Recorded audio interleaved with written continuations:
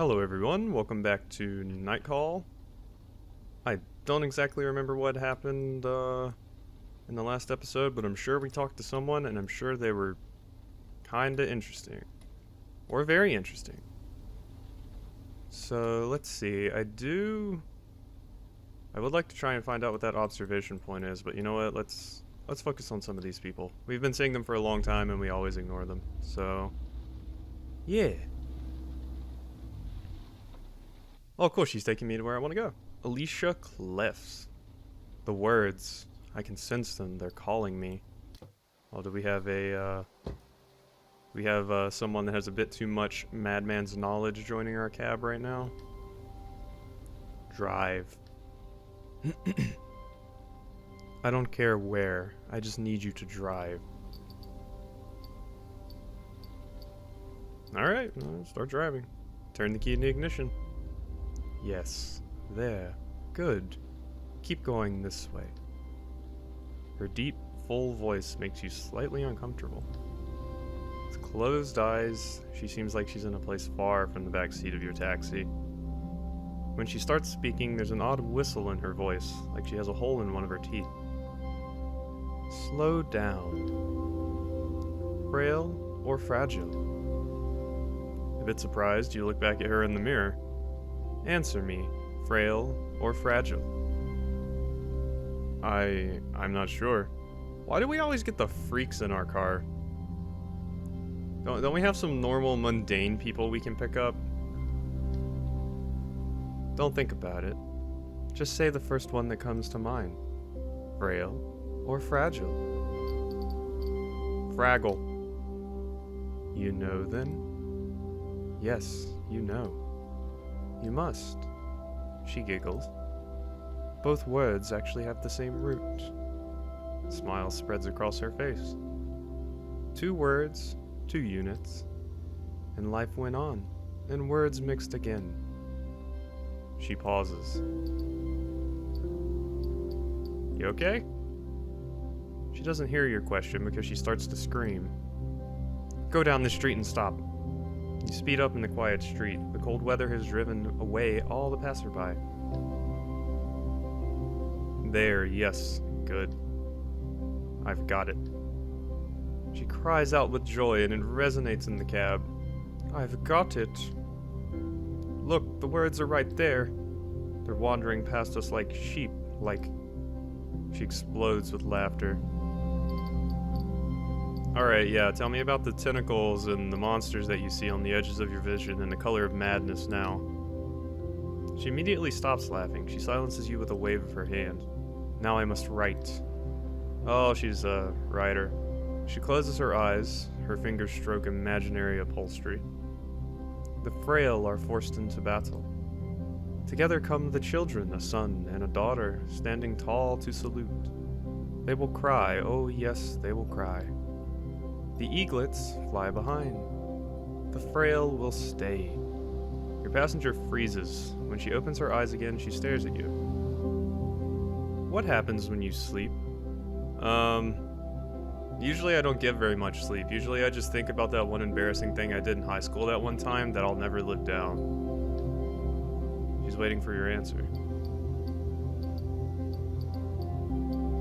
I have nightmares. She dreams her head to the side just a bit. No, that's a lie and you know it. Excuse me. Alright. Sounds like my phone had a little notification or something. No, that's a lie and you know it. And what happens when you drive? I make a living. Exactly. You give your time to others. She laughs strangely, almost a snicker as her eyelids droop. And the son will say, frail father, I want you to come back to life. And the daughter will say, frail father, I want you to come back a winner. The whistle in her voice grates on your ears. The father responds, you must choose. As the eaglet lands upon his shoulder, together they fly off. And thus, all began. Fragile, frail, 2 paths that can't be fooled. The son and daughter will grow up, though not at the same place. When, early one morning 20 years later, they wake up, they wake to the sound of a bugle. The sound will be beaten, churned, and clubbed, until he wakes from a 1,000-year nightmare.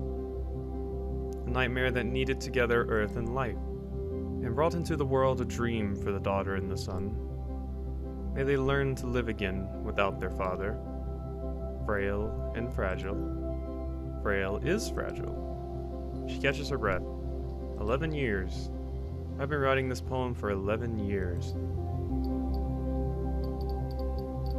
Good job. You get the impression she didn't even hear you. For 11 years, I've been trying to finish the text. It's filled with so much, it's infused with my entire life. Its lungs are swollen with my tears. Her breathing is now quite irregular. And it was all waiting right here, in this street, right in front of me. She giggles. Thank you. She sighs and places a few bills in front of you, far more than the fare. Stop here and... You pull the cab over. Keep everything. I have nothing more. She gets out of the taxi without a peep. Alright, I won't say anything. Seems to you that it's only an impression, but it looks like she's getting smaller and smaller with each step.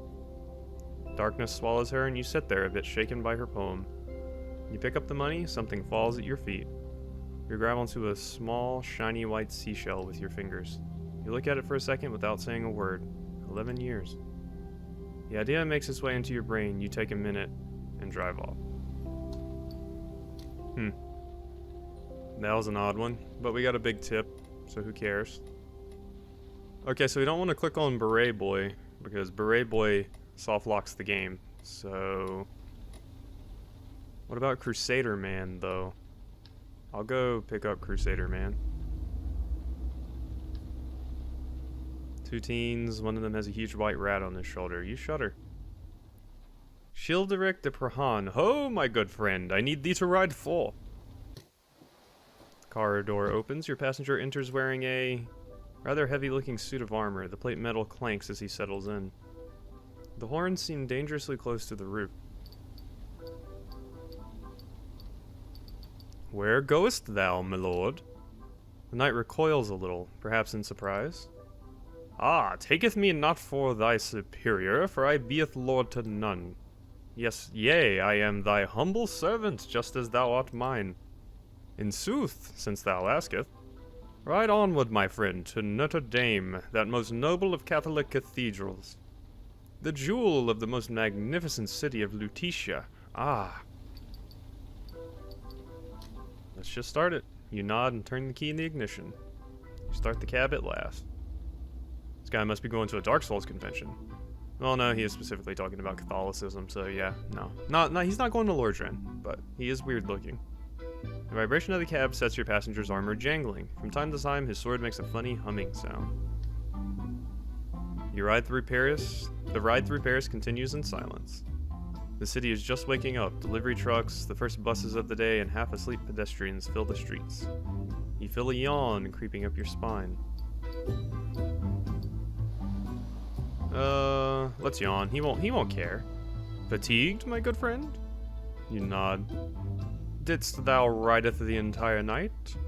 After a moment's hesitation, you nod. Thou haveth a noble steed. Where is your steed? The knight sits up straight and thrusts his chest out forward. Ah, a tragic story. Tragic. Geralt, for such was the valiant creature's name, perished in a collision with a carriage. Wow. Your horse's name was Geralt. Interesting. An accursed junction, my good friend, and a failure to yield all the misfortune.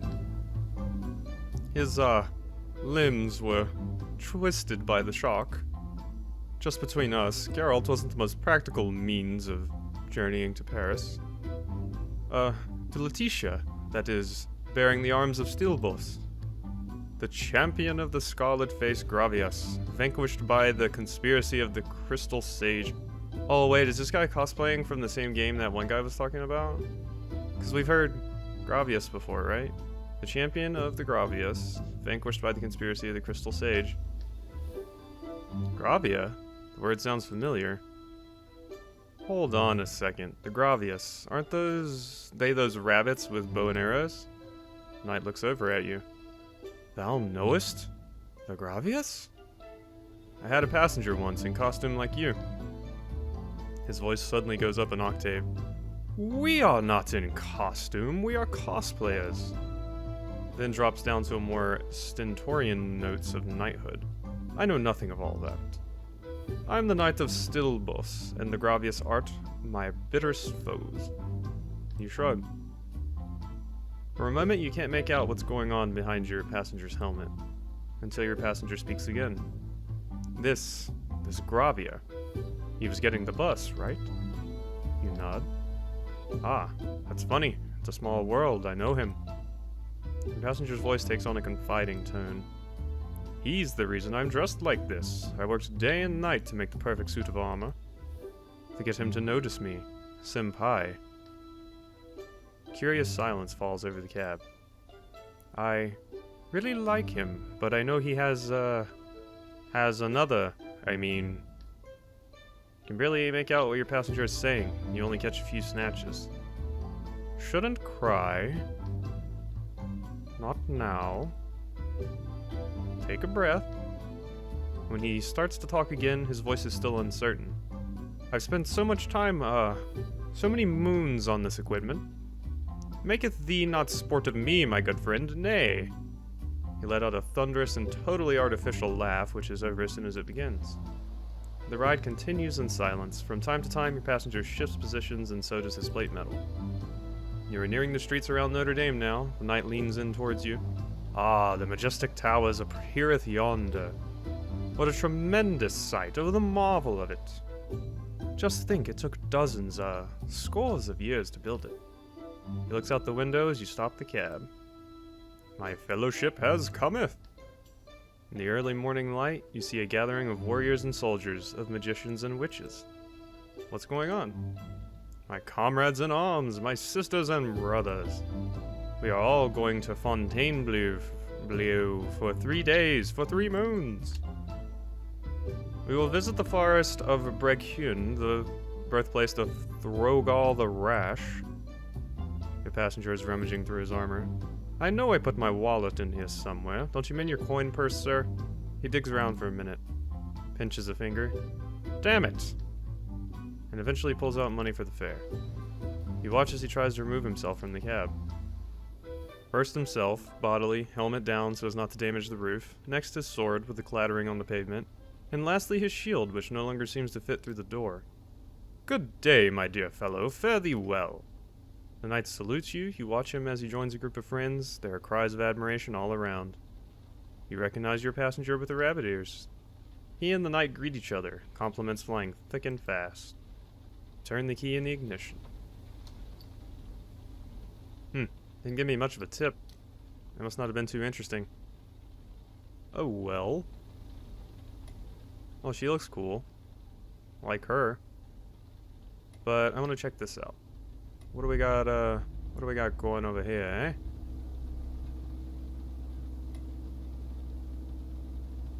Yeah, I don't know. Girls with glasses, that's some good stuff. It is weird to actually drive to a destination. Like without a passenger, because he goes by so much faster with a passenger. You leave your taxi behind and walk towards the last victim's building. Charles Bougrain Ferrer was killed in the parking garage. The large metal garage door is firmly closed. Let's wait for a car. On your left, there's a shady corner where you can discreetly keep an eye on the door without being seen. You grin and bear it. From time to time, you jump in place to warm yourself up. Your hiding place is probably the same one the killer used a few weeks ago. With each passing minute, you sense his presence, until the garage door starts to shake. The metal slats start to rise. A car suddenly bursts out of the garage. You take the opportunity to slip inside. Your eyes take a few seconds to adjust to the darkness. You head down the ramp into the garage. There are about 30 spots, and almost all of them are full. Cars are very nice. Sedans, convertibles, a bright red sports car. You're in a wealthy neighborhood. According to the police report, Charles Bougrain Ferrer was murdered right here, in this empty parking lot. He used to be a notorious leader of the right-wing extremist party. When he was murdered at age 84, long after retiring from politics, it was a surprise for everyone. You light up the crime scene with a flashlight on your phone. There's still a brown stain on the wall in front of you. The message written in chalk has been washed off. A voice rings out in the garage. Concierge. Hey, what are you doing? This is private property. You turn around and see a rather elderly man, probably the concierge. He shines his flashlight in your direction. I'm lost. Lost? You think I'm a fucking idiot? Go, get out of here, I'm calling the cops. You walk back up the ramp towards the exit. The concierge opens the garage door. As you step outside, you hear the concierge say, if I see you lurking around again, I'm calling the cops. You make your way back to the cab. Glance back at the building. The furious concierge is gone. Settle in behind the wheel, short of breath. Well, we didn't learn shit. Oh well. It's fine, I suppose. Let's just start heading back to my house, because I'm pretty sure it's about to cut me off anyway if we take a look at the time I have left up there. Yeah. I met the weird, freaky ghost. Yeah, let's not dwell on that, shall we? Oh no. I lost...